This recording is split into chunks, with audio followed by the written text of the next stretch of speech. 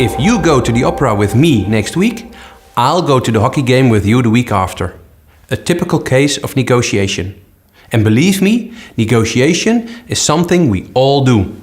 It's just that in our private lives, we often don't even realize we're doing it. For you, as an entrepreneur, it's very different. You are definitely aware of the fact that you are negotiating a deal for the millionth time. After all, negotiating is an existential aspect of the commercial enterprise. The question is, exactly what aspect of it? And by that I mean, do you start negotiating only at the final of your sales pitch, or is negotiating the prelude of a commercial composition for you? In other words, do you start or finish by negotiating? Experience has taught us that many entrepreneurs finish their sales pitch with negotiation, which is a pity, because that is the line of defense, a battle over the last few points.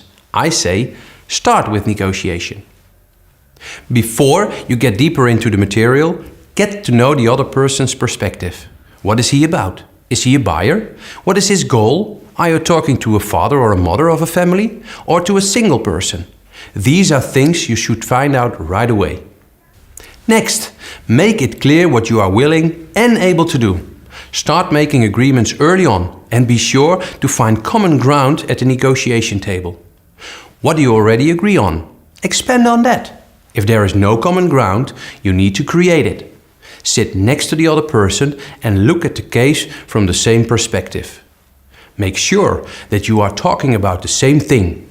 This will prevent lack of clarity about the deal at the end of the discussion, or finding out you've got a dead horse on your hands a few weeks later.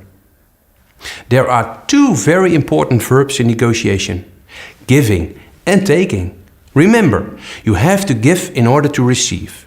Or to say it another way, you have to divide first in order to be able to multiply.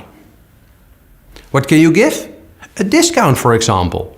There are trainers that say, never give a discount. As far as I'm concerned, that's nonsense. Buyers are hired to ask for discount. You just calculate it into the equation. But make sure you do it in a decisive and deliberate way. For example, instead of offering 5% discount, offer 2.8%. That makes it sound like it has been calculated in detail.